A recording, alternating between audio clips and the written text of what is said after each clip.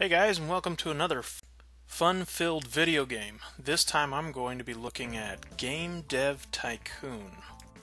Not exactly action-packed, but it kind of gives you an idea of what video game companies go through on a day-to-day basis, how they start out, things like that.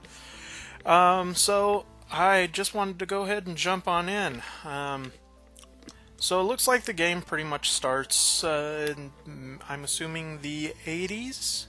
Probably 88, seeing as how there's a DeLorean there. Actually, I guess that's just the miles per hour it goes. When is Back to the Future from? 1985, possibly? I don't know. Whatever. Anyway, so that's kind of a nice, cool little thing.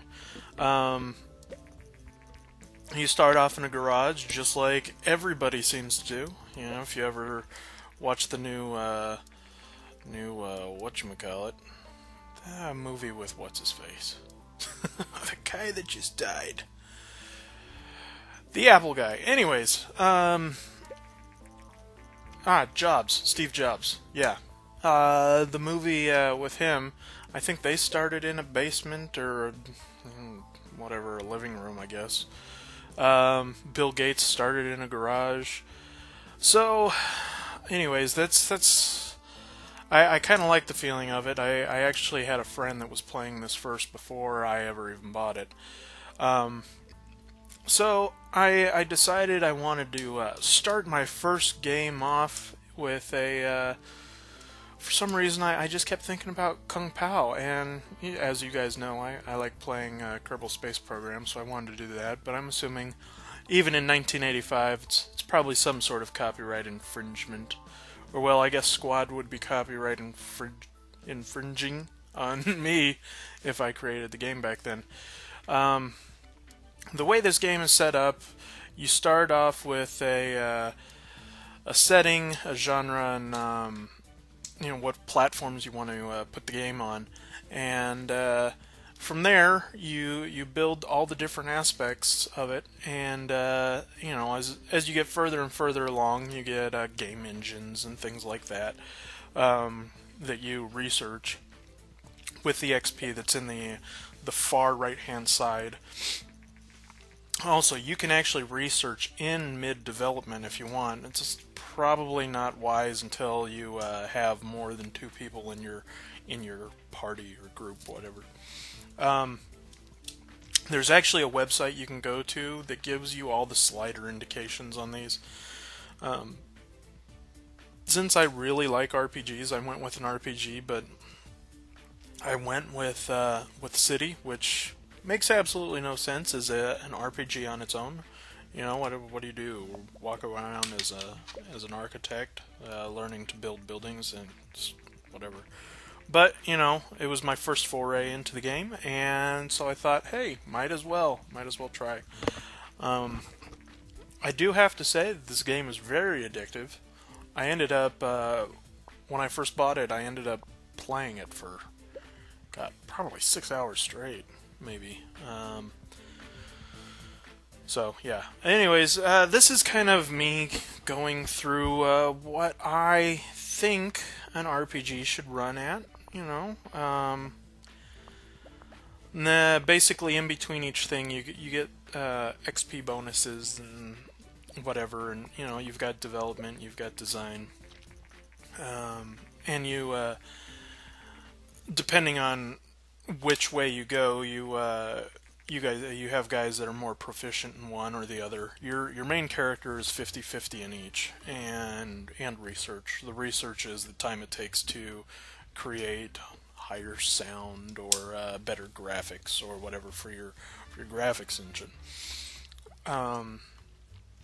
So your guy is pretty much mid-level all the way around, but once you actually start having people join, you really want people that are specialized in one thing or the other.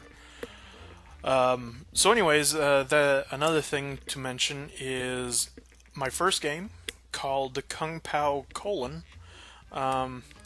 kind of derived from the fact that after I eat Kung Pao chicken, well, my colon screams at me. So I thought that was, kind of funny, and I I think I just added the K instead of a C because, and spelled colon with an A instead of an O because I kind of wanted to be funny and different and whatever.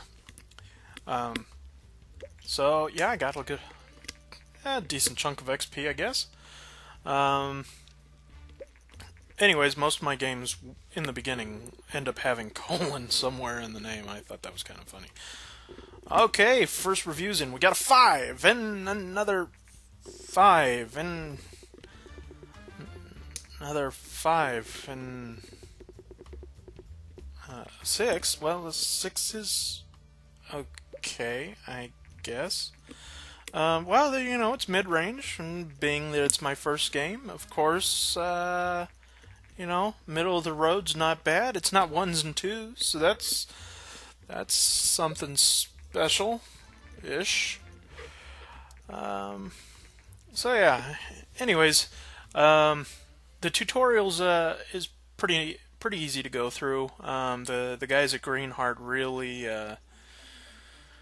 they really paid attention to detail, even though it's a simplistic game in terms of ease of use. There's a lot of layers to it, and it really you know, every game has some sort of depth, and Greenheart really did put a decent amount of depth into it. Hey, wow, I'm in the K's. I'm in the K's for cells. That's not bad. And I got a good chunk of money. You know, that's good. I'm grooving. Cyclops' Games is well on its way to billionaire status. Well, second week was not so hot, but you know, whatever. You get to always go back and visit your old stats. I think I haven't built too many games, but I can see in the review that there's probably, you know, 15 or 20 that I can go back on. Anyway, so you know, cells are already slowing down. Might as well start making another game. We're gonna go with Colin's Revenge, because well, that's what happens after I eat Kung Pao chicken. But also because I want to show these people that Colin can kick ass. I can't cankles. Colin can kick cankles. That's going to be my new shout. So I'm kind of tweaking with stuff. I don't know if you guys noticed when it went through the first XP rundown. You get combos for new and exciting genres that you've created, or combos, I guess.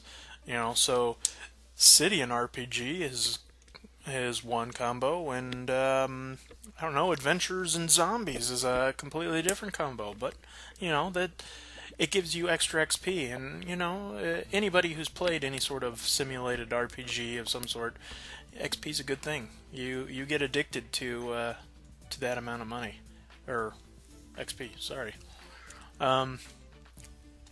So I do a little tweaking based on what I think these games are worth. You know, what I look for in certain types of games. Ooh, I had a little bit of a jump in sales. That was nice. Always wait until the bugs are done before you release it. You will get bad marks if you don't. It kind of sucks. I ended up having one sneak in the debug phase, as they call it, I guess, and it dropped my my ratings quite a bit. So the other game came off the market, but just in time for my first for Colin's Revenge to show up. So let's hope for more than 5s this time.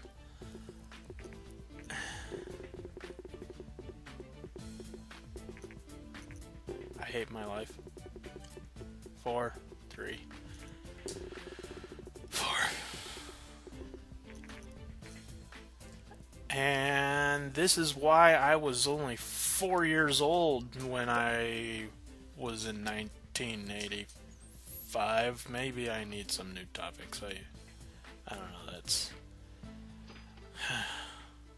It's really disturbing.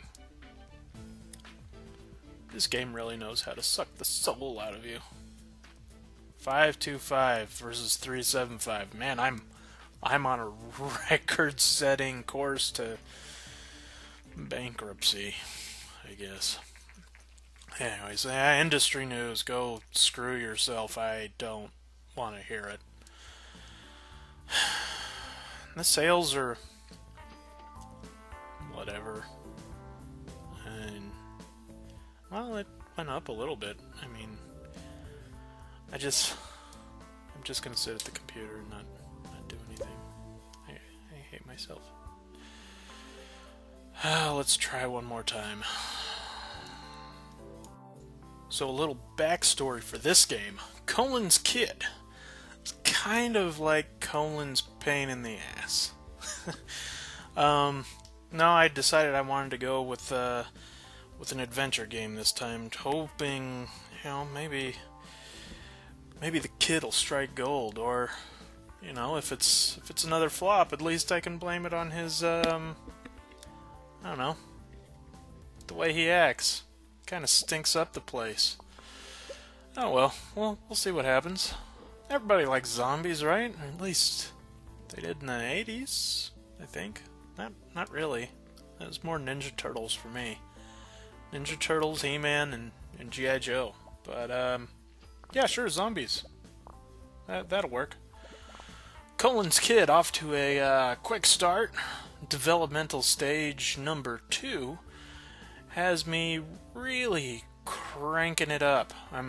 I really want to make adventures work because it's my bread and butter, right? Industry news. You know what? When the going gets tough, don't listen to the news, even if it's good, because they're liars. You know, you're in your garage for a reason. You have a radio, but who listens to the radio? It's all about keeping your artistic integrity. That's what I'm gonna do. Artistic integrity and DeLoreans. Those are the two things that make my engine roar, I think. Well, let's see. Let's see if I'm going to be the dev of the year. Let's go. We can do this.